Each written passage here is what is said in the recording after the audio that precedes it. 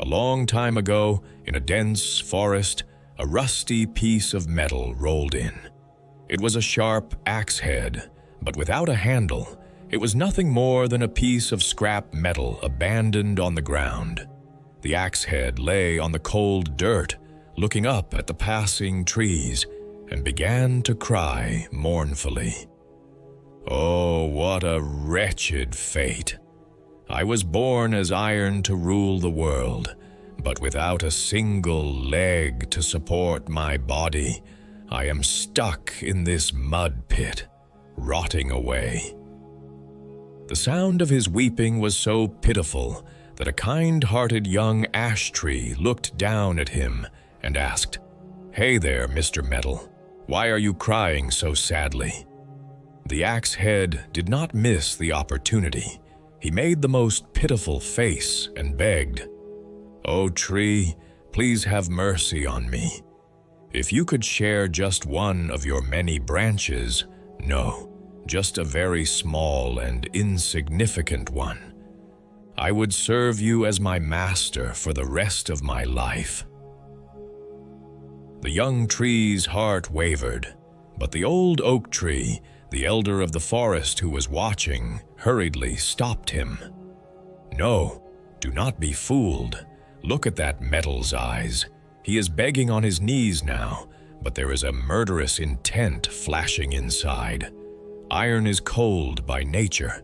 It is a tribe that cannot mix with us warm trees." But the axe head pleaded even more desperately. "No, sir.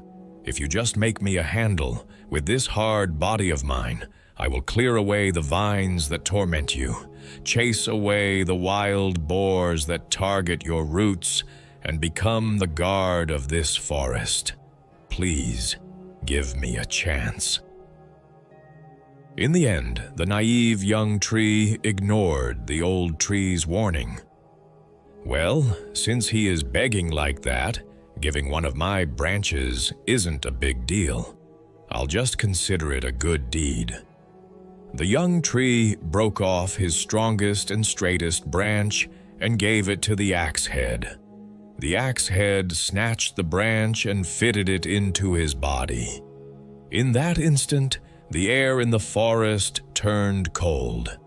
The rusty, shabby scrap metal was gone, and a perfect, powerful axe with a shining blade was born.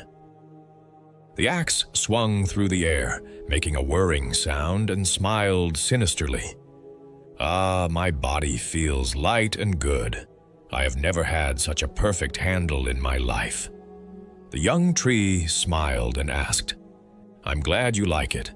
Now, please protect our forest as promised." Then, the axe completely changed his expression and glared at the young tree. "Protect you? Why should I? I now possess invincible power. Why should I act as a guard for mere pieces of wood like you?" As soon as he finished speaking, the axe struck the base of the young tree that had given him the branch with all his might. With a terrible cracking sound, the young tree fell without even a scream. The forest instantly became a scene of chaos. Having felt its power, the axe ran wild, chopping down the old oak tree and the pine trees indiscriminately. The fallen trees rolled on the ground, weeping tears of regret. "Oh, we were crazy. We put the power to destroy us into the hands of our enemy with our own hands. The mercy shown to the evil has become a weapon that seals my own fate."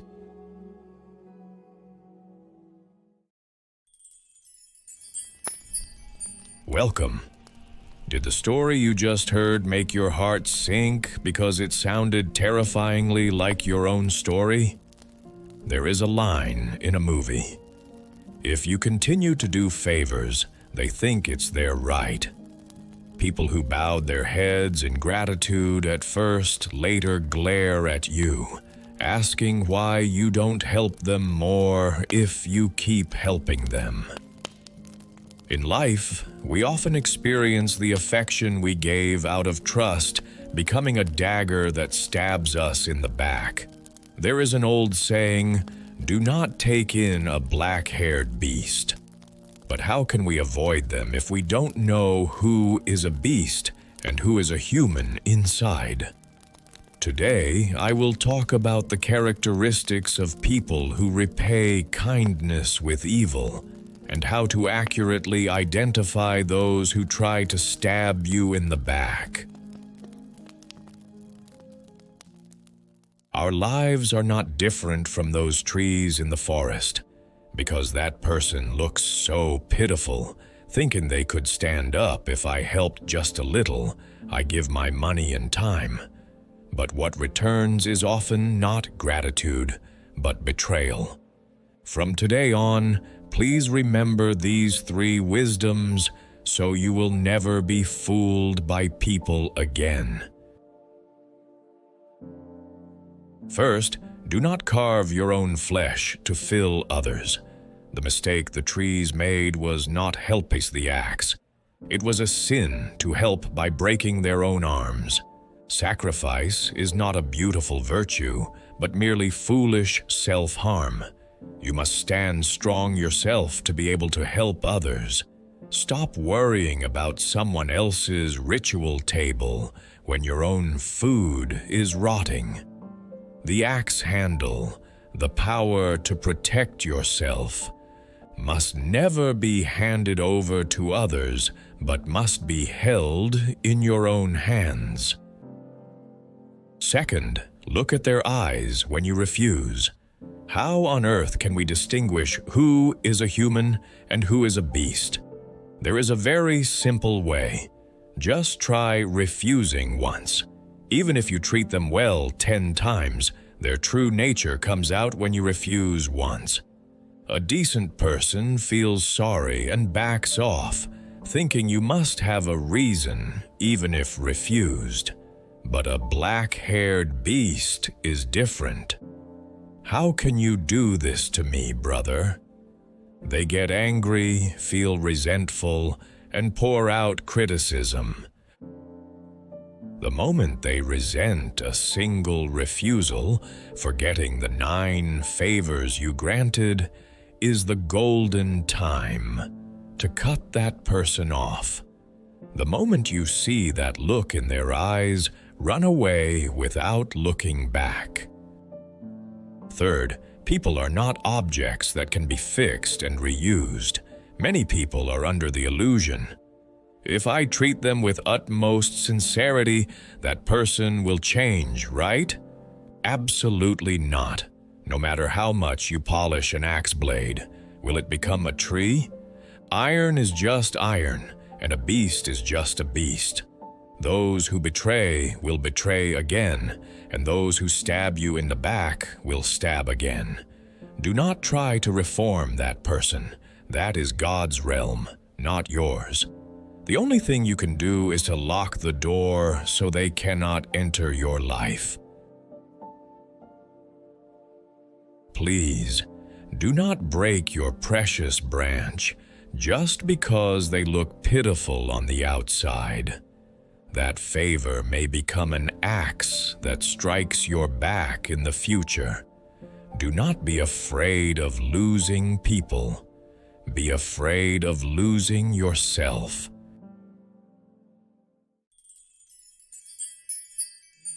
I hope this story today became an ointment for your wounds caused by people. It is said that good words flow like water when read once, make you feel good, like a sweet drink when read twice, and finally become medicine for your bones and flesh when read 3 times. Coldness is not being icy. It is the strongest shield to protect yourself.